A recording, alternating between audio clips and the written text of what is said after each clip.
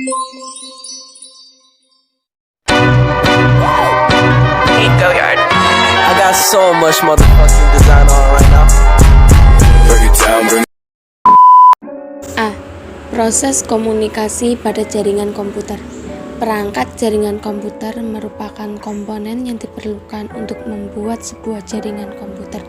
Komponen yang dimaksud adalah media hardware. 1. Cara kerjanya adalah sinyal listrik maupun sinyal dalam bentuk gelombang elektromagnetik pada suatu jaringan komputer merambat atau memancar dengan prinsip kerja jaringan komputer.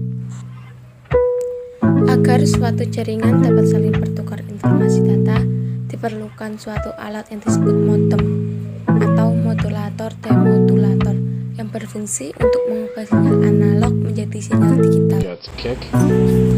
2.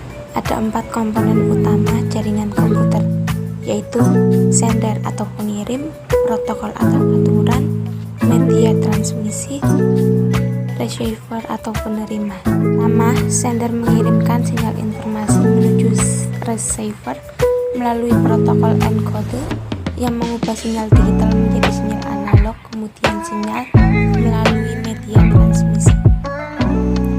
Dan melalui protokol kedua, decoder kembali menjadi sinyal digital sebelum masuk ke receiver. B. Proses komunikasi pada jaringan telepon. 1. Cara kerja jaringan telepon kabel. Telepon kabel menggunakan sistem wireless sehingga membutuhkan kabel supaya dapat berfungsi. Cara kerja telepon kabel. Suara dari pengirim diterima oleh alat yang disebut mikrofon. Mikrofon mengubah gelombang suara menjadi sinyal listrik kemudian disalurkan oleh perangkat telepon. Sinyal tersebut disalurkan melalui kabel ke pusat telekomunikasi. Dari pusat telekomunikasi, sinyal tersebut diteruskan kepada penerima. Setelah sampai ke penerima, maka sinyal tersebut diubah lagi menjadi gelombang suara oleh alat yang disebut speaker. 2. Cara kerja jaringan telepon seluler. Telepon seluler menggunakan sistem wireless. Pengiriman dan penerima harus tetap tercakup BTS. BTS adalah peralatan yang memfasilitasi komunikasi secara wireless antara pengguna telepon seluler.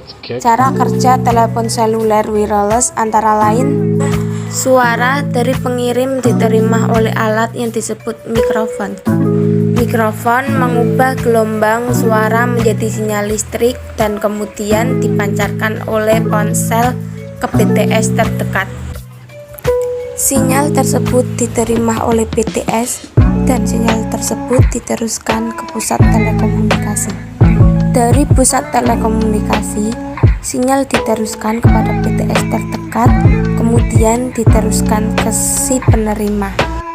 Setelah sampai kepada penerima, maka sinyal tersebut diubah lagi menjadi gelombang suara oleh alat yang disebut speaker.